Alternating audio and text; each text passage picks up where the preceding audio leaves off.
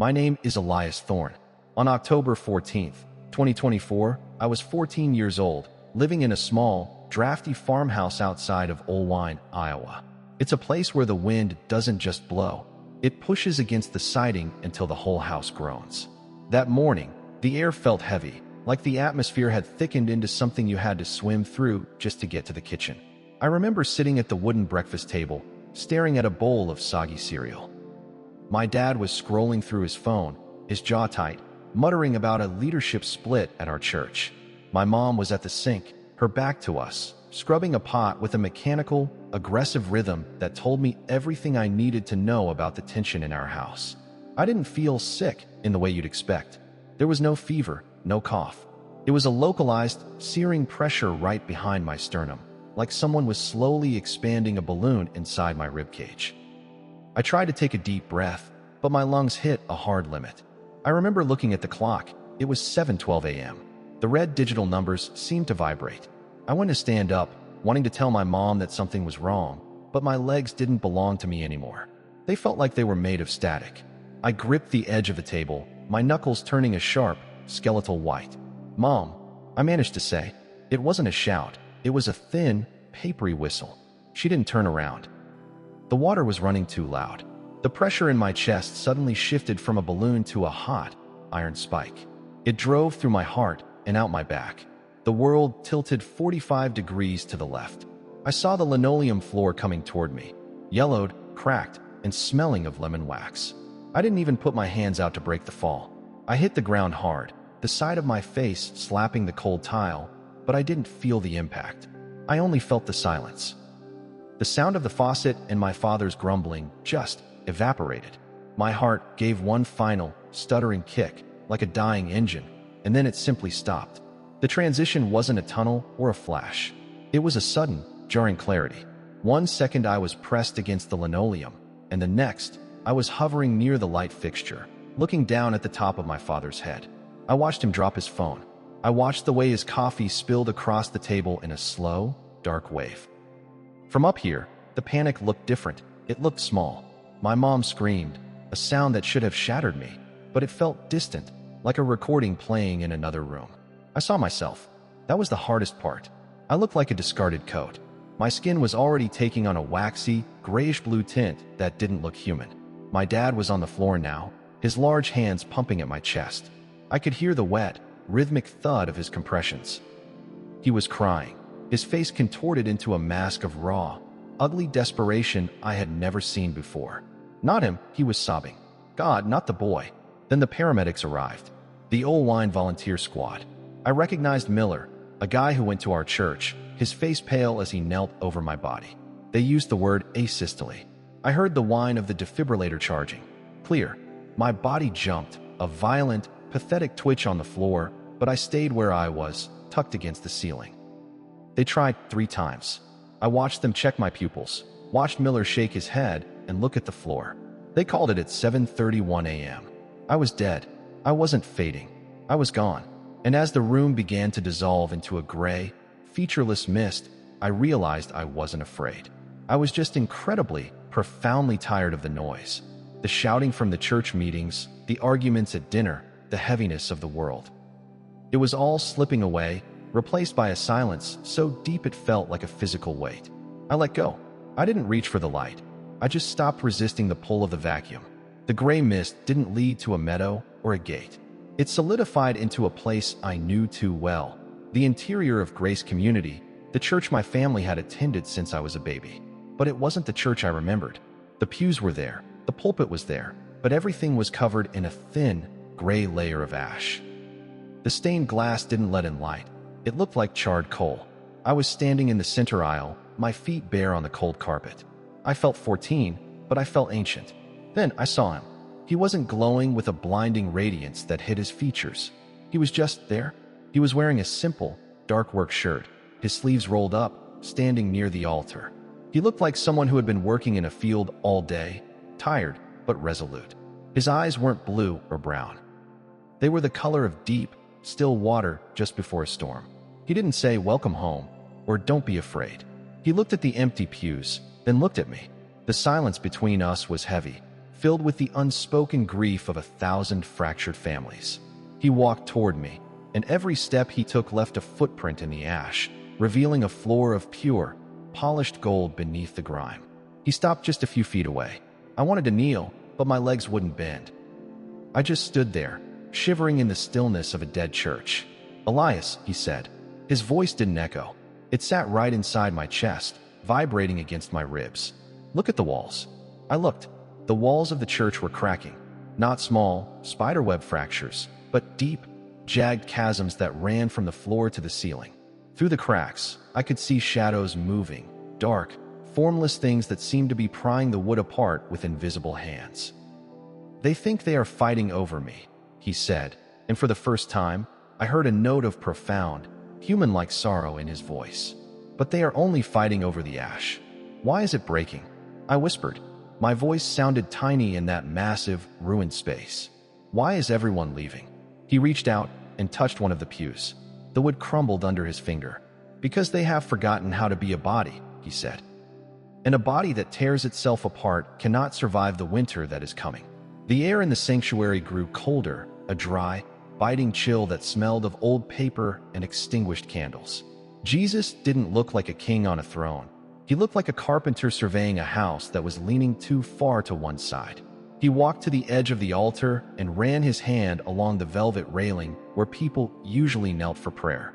Under his touch, the fabric didn't just fray. It unraveled into gray dust. "Elias, look at your father," he said. The wall behind the pulpit didn't dissolve. It became transparent, like a dirty window being wiped clean. I saw my house back in Old Wine, but it wasn't the scene of my body on the floor. It was 2 weeks earlier. My dad was standing in the kitchen, his face red, shouting into his phone at Pastor Miller. He was using words like legalism, betrayal, and compromise. On the other end of the line, I could hear the muffled, sharp tone of the pastor throwing back words like rebellion and division.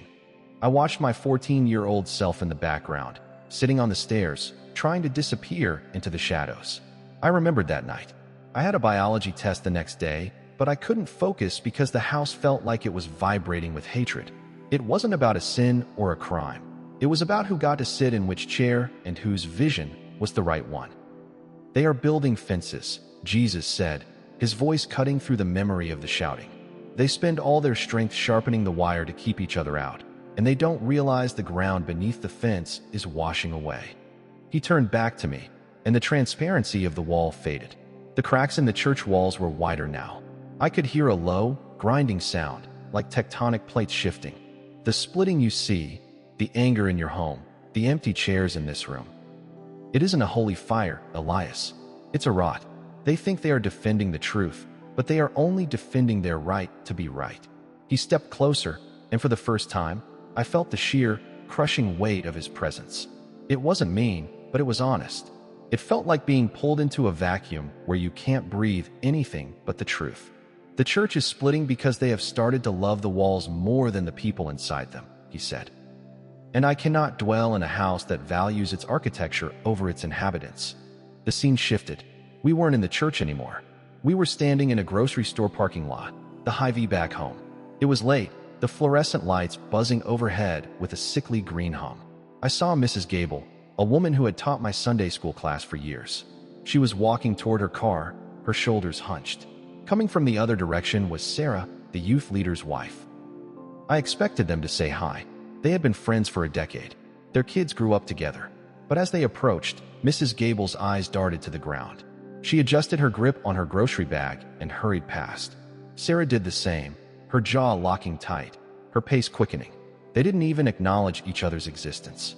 "That," Jesus said, pointing a scarred hand at the two women, "is the poison. It starts with a vote in a basement meeting, and it ends with the death of a neighborhood. They are tearing the fabric of the community to win a debate that won't matter in 100 years." Suddenly, the parking lot began to crack, mirroring the church walls. The asphalt buckled. I looked down at my own chest and saw a thin, jagged line forming over my heart, glowing with a faint, bruised purple light. It hurt. It felt like my ribs were being slowly pried apart by a crowbar. "Why does it hurt me?" I choked out. "I didn't do anything. I'm just a kid." "Because you are the harvest of their division," he said. His eyes were fixed on the two women, who were now driving away in opposite directions. When the shepherds fight, the lambs are the ones who starve. You feel the split, Elias, because you are part of the body they are tearing. Every sharp word your father spoke, every cold shoulder Mrs. Gable gave, it left a mark on you. The church isn't just an organization, it's a living thing. And when you cut a living thing in half, everything inside it bleeds. The pain in my chest intensified. I felt a sudden, sharp loss, not of my life, but of my future. I saw a flash of myself at 18, standing alone at a graduation with no one from the church there to cheer. I saw a wedding with half the pews empty because of a grudge held for 5 years. I saw a life defined by who I was against rather than who I was for. The warning wasn't just about the church. It was about the slow, quiet death of my own capacity to love. The void began to vibrate. The parking lot dissolved into a void of pure, terrifying silence. We were standing on a glass-like surface that reflected nothing. Jesus stood directly in front of me now, his face inches from mine. The sorrow was gone, replaced by a clarity that felt like a surgical strike. You want to know why the churches are splitting, Elias? You want the answer for the world you're going back to. I nodded, my breath coming in short, ragged gasps. It is a sifting, he said, and the word felt like a physical blow. I am allowing the walls to crumble so the people can finally see each other. The title of your story, the reason you are here, is because the structure has become an idol. People are choosing sides because they are afraid of the middle. They are splitting because they have confused their political anger for my spirit. He placed a hand on my shoulder, and the weight was nearly unbearable. Listen to me. The split is happening because the world is getting louder, and the church has decided to scream back instead of being the silence. They are divided because they have stopped looking at me and started looking at the polls, the news, and the fences. In 2025 and 2026, the cracks will go all the way to the foundation. You will see grand buildings go up for sale. You will see families who haven't spoken in years pass each other on the street like ghosts. Can it be stopped? I asked. Not the split, he said firmly. The split is necessary. The wood that is rotten must break. But the people can be saved if they learn to stand in the rubble together. This is the warning, Elias. The split isn't the end of the church. It is the end of the mask. What is left after the break is the only thing that was ever real. He looked toward a horizon I couldn't see. Go back and tell them, stop mending the walls. Start mending the people. Because when the roof finally falls, the only thing that will keep them warm is each other. The void began to vibrate. The bruised light in my chest flared, blindingly bright. I felt a sudden, violent tug, like a hook had been caught in my navel and was pulling me backward through a narrow straw. Wait! I tried to scream, but the air was gone. Remember the fence, Elias. His voice drifted, fading into the hum of a machine. Watch the fence. The first thing I felt wasn't the light, it was the cold. It was a sterile, biting chill that smelled of rubbing alcohol and industrial floor cleaner. Then came the sound, a rhythmic, high-pitched chirp chirp chirp that seemed to be drilling into my skull. My eyes snapped open, but the world was a blur of fluorescent white. I tried to gasp, but something was shoved down my throat, a hard plastic tube that made me gag and heave. My chest felt like it had been run over by a semi-truck. Every inch of my ribcage was screaming, a dull, throbbing ache that pulsed with every beat of my heart. He's back. He's fighting the tube, a voice shouted. It was Miller, the paramedic from our church. His face drifted into my field of vision, sweaty and panicked, but his eyes were wide with a kind of terrified awe. Elias, stay still. Don't fight it. You're at Mercy Hospital. You're okay. I wasn't okay. I felt heavy, like my soul had been shoved into a suit of lead that was 2 sizes too small. The transition from the silent, ash-covered sanctuary to the frantic energy of the ER was violent. I wanted to tell them about the fence. I wanted to tell them about the cracks in the walls, but the ventilator hissed, forcing air into my lungs with a mechanical ruthlessness. I looked past Miller and saw my dad standing in the doorway. He looked 10 years older than he had that morning. His shirt was torn at the collar, and his hands were shaking so hard he had to grip the doorframe to stay upright. He didn't look relieved. He looked haunted. Our eyes locked for a second, and I saw it. The same shadow I had seen in the vision. He wasn't looking at his son who had just come back from the dead. He was looking at a miracle he didn't know how to handle because it didn't fit into the argument he'd been having all morning. He looked away first. That was the first fracture. The return wasn't a celebration. It was the beginning of a long, cold silence that would eventually define our house. 3 weeks later, I was back at the farmhouse. The medical team called it idiopathic sudden cardiac arrest, a fancy way of saying they had no clue why a healthy 14-year-old's heart just quit. I had a small internal defibrillator implanted in my chest now, a hard lump of metal under my skin that reminded me of my mortality every time I rolled over in bed. But the physical scar wasn't the problem. It was the atmosphere in the house. It was a Tuesday night, late November. The Iowa wind was rattling the window pane in the dining room. We were eating pot roast, the steam rising from the plates in the middle of the table. My mom was staring at her fork, moving a piece of carrot back and forth. My dad was staring at the small television in the corner, where a news segment was talking about a massive theological split in our denomination's national headquarters. "They're voting to seize the property of the dissenting churches," my dad said, his voice flat and dangerous. "They're taking the buildings, Mary. Buildings our grandfathers paid for with their own sweat. Does it matter?" I asked. The words came out before I could stop them. My voice was still raspy from the intubation. My dad froze. He turned his head slowly to look at me. "Does it matter? Elias, it's about the truth. It's about standing for what's right. Jesus told me the buildings are just ash," I said quietly. The silence that followed was suffocating. My mother dropped her fork. The clang against the porcelain sounded like a gunshot. My father didn't blow up. He didn't yell. He just looked at me with a cold, distant pity. "You were oxygen-deprived, son. The mind plays tricks when the blood stops flowing. We don't base our faith on visions. We base it on the Word. But the Word says to love each other," I whispered. "Don't you lecture me on the Word," he snapped, his voice finally rising. He pushed his chair back, the wood screeching against the floor. He didn't finish his dinner. He walked out of the room, leaving his plate half full. My mom didn't follow him. She just started clearing the table, her eyes wet, her movements mechanical. The split hadn't just reached our church. It had sat down at our dinner table. The personal fracture Jesus warned me about arrived in the mail on a Tuesday in early December. I found my mom sitting at the kitchen table, a single sheet of paper held in her trembling hands. It was a formal letter from the law firm representing the regional church council. Our church, Grace Community, was officially being dissolved. Because my father had been one of the vocal rebels leading the split, he was being named in a cease and desist order regarding the use of the church bank accounts. But it was worse than that. The letter also mentioned an investigation into financial irregularities during my father's time as treasurer. I knew my dad. He was stubborn, he was angry, and he was prideful, but he wasn't a thief. This was a tactical strike. It was a way to hurt him where it hurt most. His reputation in a town where everyone knew everyone's business. "They're going to take everything," my mom whispered. "The legal fees alone. Elias, your dad is talking about selling the north pasture. That pasture was supposed to be my college fund. It was the land my great-grandfather had settled." I stood there, looking at the dear parishioner heading on the letter, and I felt a wave of nausea. This was the social tension Jesus had shown me.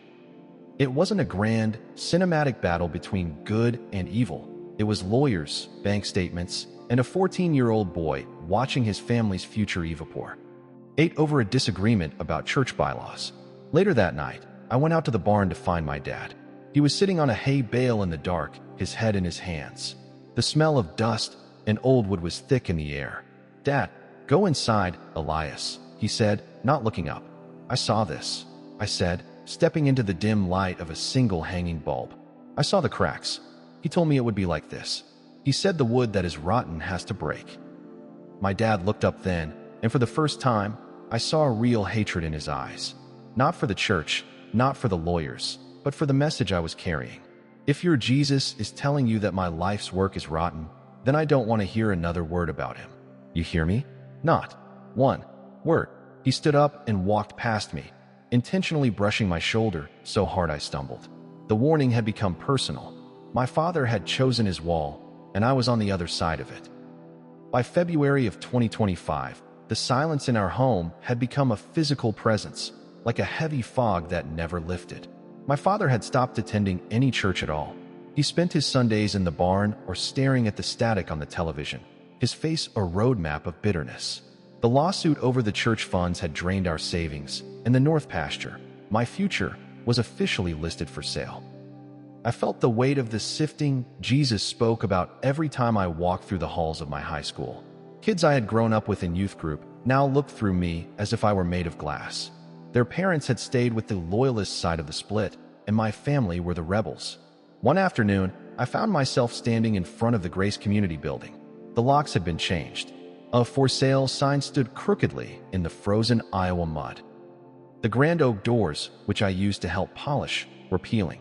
As I stood there, I felt a familiar vibration in my chest, not the mechanical thrum of my defibrillator, but the resonance of that voice from the ash-covered sanctuary. "The architecture is dead, Elias," the voice whispered in my mind. I looked up and saw Pastor Miller pulling into the parking lot to retrieve some last boxes. He saw me and stopped, his hand frozen on the door handle.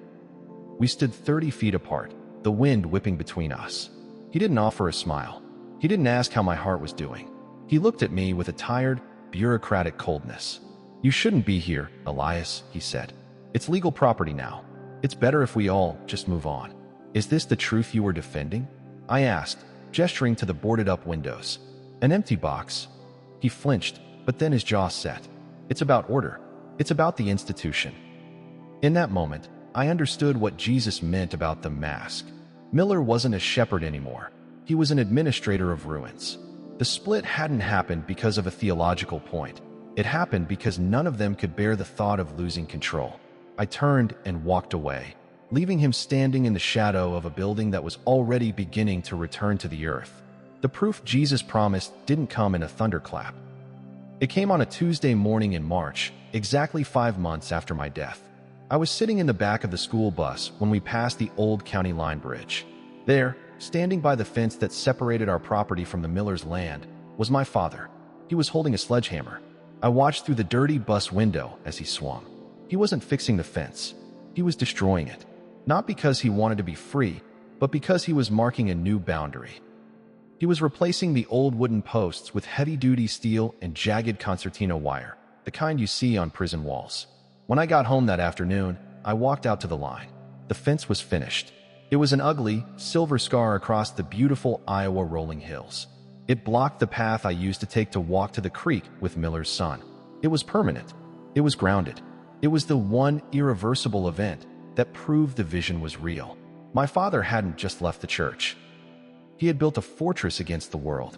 As I touched the cold steel of the new fence, my internal defibrillator gave a tiny, sharp pulse, a reminder of the spike I felt in my chest the day I died.